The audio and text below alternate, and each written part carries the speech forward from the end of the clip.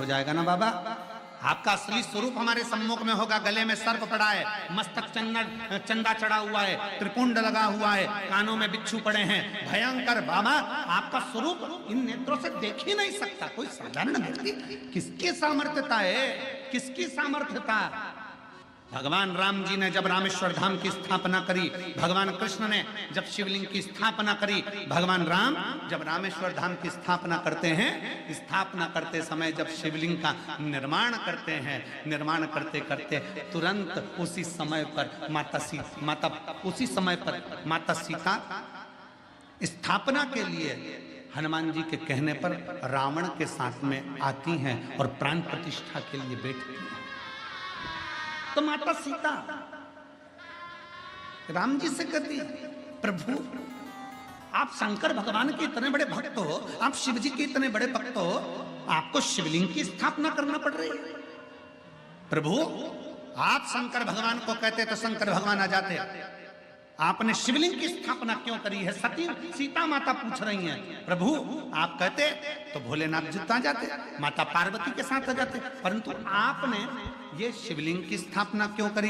तब माता सीता के शब्द सुनकर भगवान राम कहते हैं कि मैं जानता हूं, मैं बुलाता मेरे भोले बाबा आ जाते, पर मैं तो आज दर्शन कर लेता, भोले बाबा चले भी जाते, पर संसार के लोगों के लिए ये शिवलिंग इसलिए स्थापना कर रहा हूं कि संसार के मनुष्य अपनी इन नग्न नेत्रों से शंकर जी को नहीं देख सकते, पर इन नेत्रों से शंकर के शिवलिंग का अगर दर्शन कर लेंगे तो उनको शंकर का ही दर्शन का पुण्य फल प्राप्त हो जाए।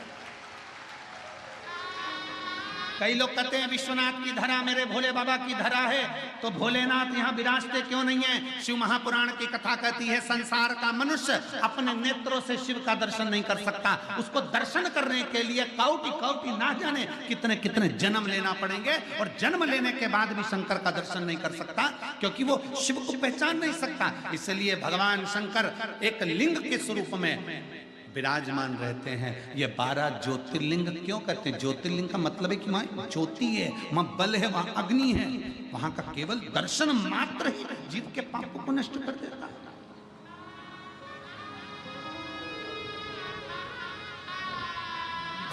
उसको समझ। और जब वक्त पड़ता है, ऐसा नहीं कि मेरा महादेव, जब वक्त पड़ता है, एक बार भगवान श्री गणेश जी महाराज पार्वती जी के साथ में मां जगत जननी के साथ में गंगा जी के घाट पर पहुंच गए, और माता पार्वती के सम्मुख में भगवान श्री गणेश जी ने कह दिया, मां आप इतनी सुंदर हो, पर पिताजी इसमें सुंदर नहीं दिखते, पिताजी सुंदर नहीं दिखते। पार्वती मैया ने गणेश जी का हाथ पकड़ा और हाथ पकड़ कर कहा, गणेश आज तो तुमने ये शब्द कह दिया, आगे से शब्द मत कहना, क्योंकि तुम्हारी पार्वती मैया से भी 1000 लाख गुना सुंदर कालदर्शी कैलाश।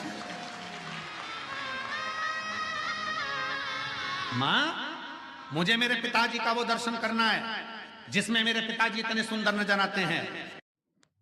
शंकर के लिए माता पार्वती जी ने उसी समय कह दिया कि पुत्र गणेश को आपका सुंदर स्वरूप का दर्शन करना है। कौन सा स्वरूप? शंकर भगवान से माता पार्वती जी कहती हैं, कर्पूर गौरम करुणावतारम, आपका वो स्वरूप जो कपूर की तरह निर्मल, बड़ा सुंदर स्वरूप है, एक बार दर्शन करा। का हाथ पकड़कर शंकर भगवान गंगा जी के जल में ले गए, और भगवान शंकर ने जो गंगा में एक डुबकी लगाई, स्वरूप देखकर गणेश जी महाराज को भी हजारों मुख करना पड़े, हजारों नेत्र करना पड़े। एक विनायक नहीं, अष्ट विनायक, और अष्ट विनायक को संभालने के लिए अष्टलक्ष्मी,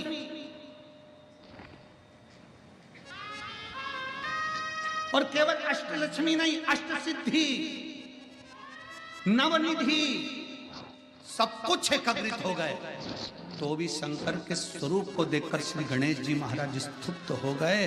हाथ जोड़कर अपने पिताजी से कहा, मुझे ये स्वरूप अब मत दिखाओ, आपसे हाथ जोड़ता हूं, आप मेरी मैया से ज्यादा सुंदर हो, अब मुझे नहीं दर्शन करना, आपको प्रणाम करता हूं,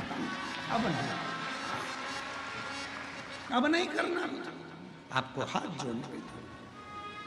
मैं मेरी मैया से ज्यादा सुंदर किसी को नहीं देख सकता, पर आप तो मेरी मैया से भी ज्यादा सुंदर।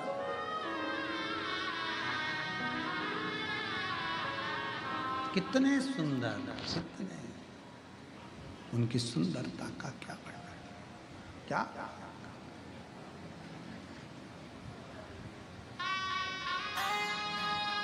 उसकी महाराज शंकर भगवान की सुंदरता का क्या वर्णन करो, क्या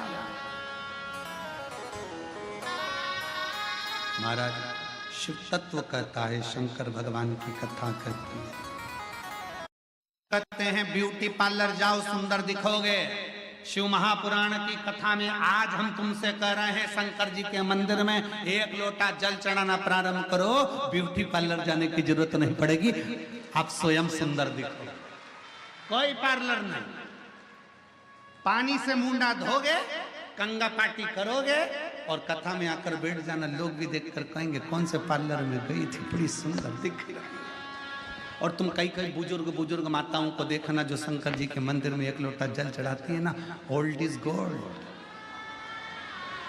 कई कई बूढ़ी माताओं को सुंदर दिखेगी, ऐसा लगे, कई बार तो बहुओं का भी दिल जल जाता है। मैं बता बुढ़ी हो के मम्मी तुमने नई साड़ी पहनी, नहीं नहीं तो पुरानी। करवा चौथ में बहू इतनी तैयार हो रही और बूढ़ी मैया कुछ तैयार नहीं हो रही, अंदर गई, मुंडा धोया, बाल कंगा करा और आ गई पूजन करने के लिए। और देखा छठ की पूजन में, देखो छठ की पूजन में बहू इतना तैयार हो और सास को देखो वो ठेकुआ बनाने में लगी, और बनाया तो बनाया और साथ में बूढ़ी माँ बस जो आई तैयार होकर, तो बहुएं भी कहती हैं हमारी सास इतनी सुंदर दिख रही है, ये चमक ये दमक फुल वन में महक, सब कुछ सरकार तुम ही से है, सब कुछ सुंदरता उसने दे, वो देता है, कुछ नहीं चाहिए।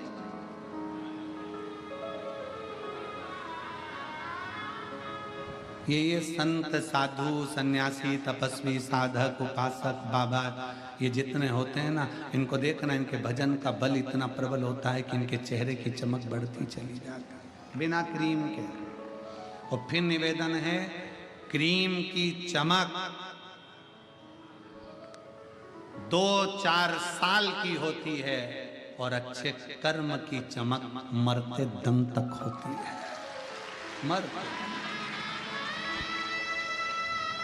ऐरावतेश्वर महादेव की कथा कर रही है। ऐरावत हाथी हार गया, अंत में विचार करा, भगवान नारायण के पास पहुंचा, प्रभु मुझे अपशब्द कहे जा रहे हैं, मुझे ताने दिए जा रहे हैं, मुझे गाली दी जा रही है, मुझे आड़ा टेढ़ा कहा जा रहा है, क्यों डरता है, क्यों चिंता करता है, क्यों सोचो। अब सौंप दिया इस जीवन का सब भार तुम्हारे हाथों में, हे जीत तुम्हारे हाथों में, हे हमारे हाथों में। भगवान नारायण ने कहा ऐरावत हाथी से बस इतना याद रख, तू भजन कर, मना नहीं, स्मरण कर, कोई ताना दे, गाली दे, अपशब्द कहे, कहने दे, पर अपने भीतर अहम मत आने दे।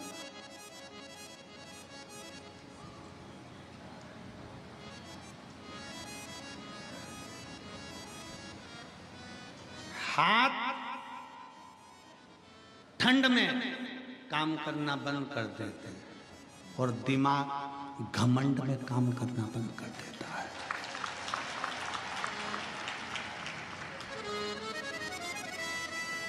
हाथ ठंड में काम नहीं करते और दिमाग, जम के बोलो जरा, घमंड में काम नहीं करता।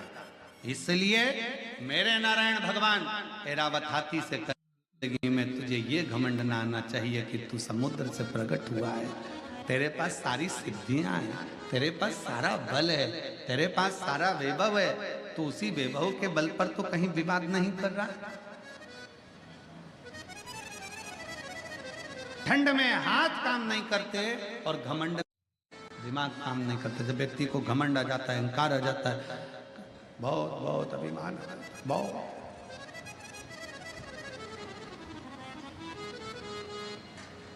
कल महाराज जी हमको जब भी सतुआ बाबा जी के साथ में मिलना होता है, बैठना होता है, दिमाग काम करना बंद कर देता है। तो क्या करोगे? में हाथ काम करना बंद कर देते हैं तो क्या काम नहीं करोगे? जम के बोलो जरा। अरे बोलो तो जम के करोगे ना? कैसे करोगे? कैसे करोगे? हाथों को थोड़ा कंबल में, रजाई में, ग्लव्स में थोड़ा दबा कर रखो। थोड़ा दबा कर रखोगे तो उसमें गर्मी रहेगी तो काम कर सकोगे। उसी तरह दिमाग को थोड़ा शिव पुराण में दबा के रखो तो जिससे ये घमंड उत्पन्न नहीं होगा, गर्मी बनी रहेगी। शिव महापुराण की कथा, भगवान शंकर की कथा, शिव तत्व की कथा यह हमको सिखाती है। अभिमत्ता से दूर हो जाओ। अहंकार में 3 गए, धन वे बब और वंश, ना मानो तो देख लो रावण को रव और कंस। ये 3 अभिमत्ता में चले गए। जहां अहंकार आ गया, जहां घमंड आ गया, वहां चले गए।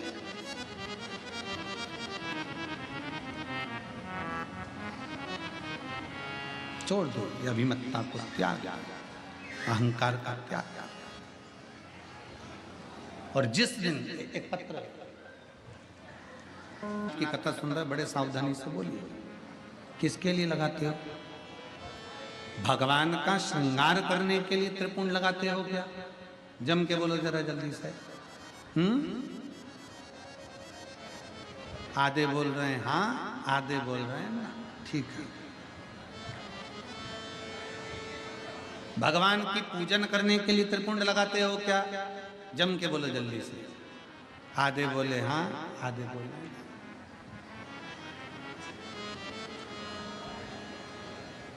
त्रिपुंड किसके लिए लगाया जाता है? लिंग पुराण की कथा कहती है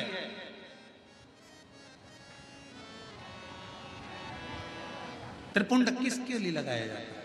शिव महापुराण वर्णन करती है जब हम भगवान शंकर को त्रिपुंड लगाते हैं, जब हम शिव को त्रिपुंड का एक छोटा सा चंदन, लाल चंदन, पीला चंदन, भस्म आदि कोई भी चंदन हम शंकर को त्रिपुंड लगाते हैं, वो शंकर भगवान के श्रृंगार के लिए नहीं। हम शंकर को जब त्रिपुंड लगाते हैं तो हम अपने लिए, आत्म कल्याण के लिए, हमें इस संसार सागर से मुक्त होने के लिए, स्वयं की रक्षा के लिए शिव के लिंग पर त्रिपुंड, शिवलिंग पर त्रिपुंड लगाया, स्वतः के लिए।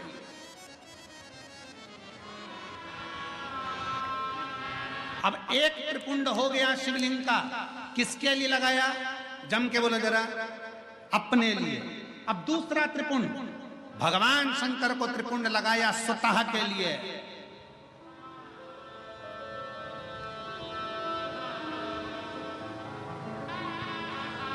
लिंगायत शिव संप्रदाय, काशी में भी लिंगायत शिव संप्रदाय का बहुत बड़ा मठ बना हुआ है महाराज जी।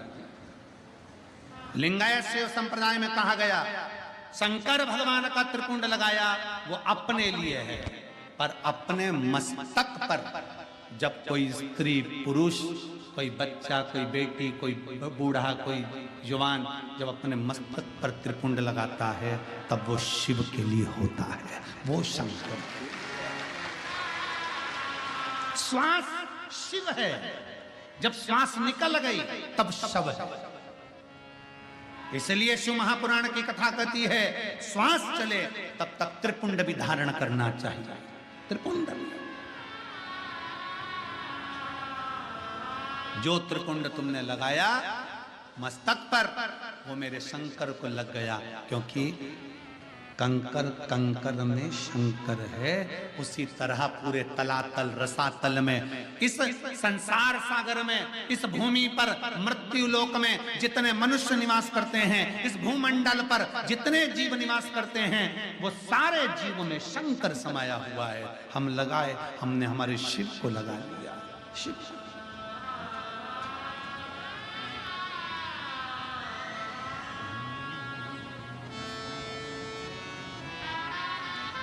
महादेव नमन चरणों में स्वीकार कीजिए, सबका किया है मेरा।